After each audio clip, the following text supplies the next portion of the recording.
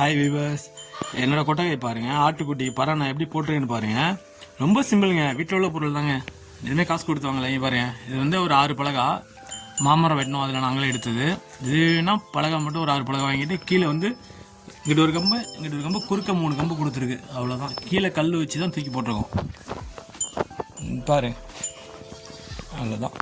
6 அடிக்கு 12 அடி நீளம். இது போட்டாச்சா. இங்கிட்ட ஒன்று பழசு ஒன்று போட்டிருக்கோம் பாருங்கள். இந்த சட்டம் ஃபுல்லாகவே வந்து அறுப்பு மில்லேருந்து எடுத்துகிட்டு வந்தது தான், விறகு ரேட்டுக்கு எடுத்துகிட்டு வந்தது தான். அந்த பீஸ் முழுசு அழுகுது இல்லை, ஒரு மீட்ரு 1.5 மீட்டரில் பீஸ் விழுகுது இல்லை, அந்த பீஸ் தான் இதெல்லாம். சும்மா சிம்பிளாக தாங்க போட்டிருக்கு. இது வந்து எனக்கு 25 ஆட்டுக்கு வந்துடுதுங்க. பாரு எப்படி பாருங்கள். அவ்வளோதாங்க. இது வந்து 25 ஆட்டுக்கு எனக்கு போதுமானதாக இருக்குங்க. பராமரிக்கிறதாங்க பெரிய செலவுன்னு எல்லாம் சொல்லிட்டு இருக்கிறாங்க. அதெல்லாம் இல்லைங்க, நம்ம கையில் கிடச்சதை வச்சு சிம்பிளாக ஆரம்பிக்கலாங்க, சிம்பிளாக பண்ணிக்கலாங்க.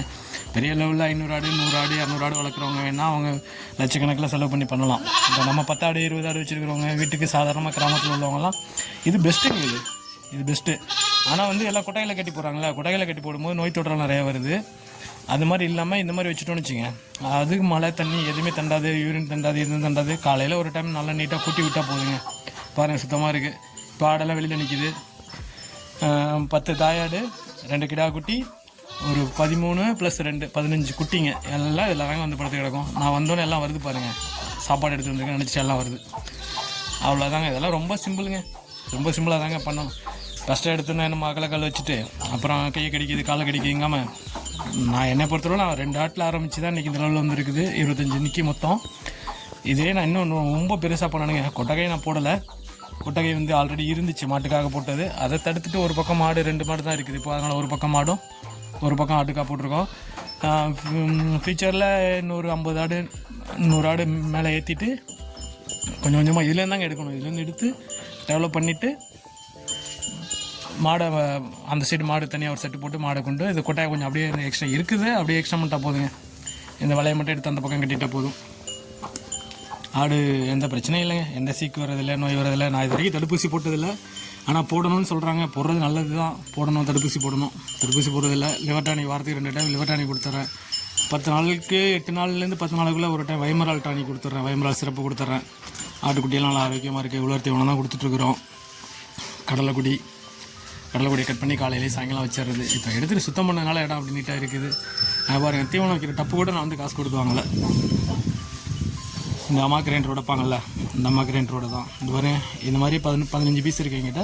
இந்த பீஸில் எடுத்து சாப்பாடு தீவனம் கிண்டி உள்ள வச்சிட்டோன்னு வச்சுங்க, அழகாக சிந்தாமல் சதறாமல் சாப்பிட்ருதுங்க.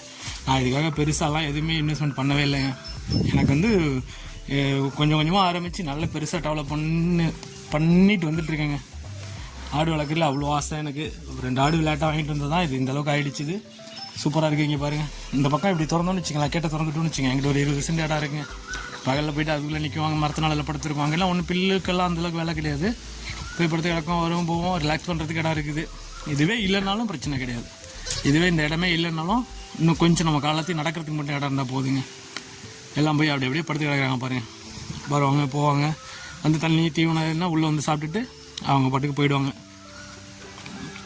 உள்ளே தென்னை மரம் இருக்கா, இது சுற்றிட்டு இருக்கு பில்லு, ஒரு பில்லு 2 பில்லு இருந்துச்சுன்னா கடிச்சு சாப்பிட்டுட்டு பாருங்கள். காலையில் ஒரு வாழை மரம் கீழே சஞ்சிச்சுது, போட்டு எல்லாம் பிச்சு வச்சுருக்குது பாருங்கள். ஃபுல்லாக உலர் தீவனம் தாங்க, உலர் தீவனம் கொடுக்குறோம். இந்த மாதிரி ஏதாச்சும் 1 2 இந்த மாதிரி பில்லு இருக்கிறத சாப்பிட்டுக்கிறது தான், அவ்வளோதான். இது பெருசாலாம் ஒன்றும் பண்ணுறது கிடையாது. நான் சனிக்கிழமை ஆச்சுனாக்கா முருங்கைக்கீரை கொடுத்துட்றேங்க. கம்பல்சரி முருங்கைக்கீரை சனிக்கிழமை ஆகிடுச்சு. நான் சனிக்கிழமை கம்பல்சரி முருங்கைக்கீரை கொடுத்துட்றேன். ஓகே வியூவர்ஸ், எல்லோரும் ஆடு வளர்க்கலாம், ட்ரை பண்ணுங்கள். ஆடு நல்ல பிஸ்னஸ். விவசாயம் காப்போம். நன்றி, வணக்கம்.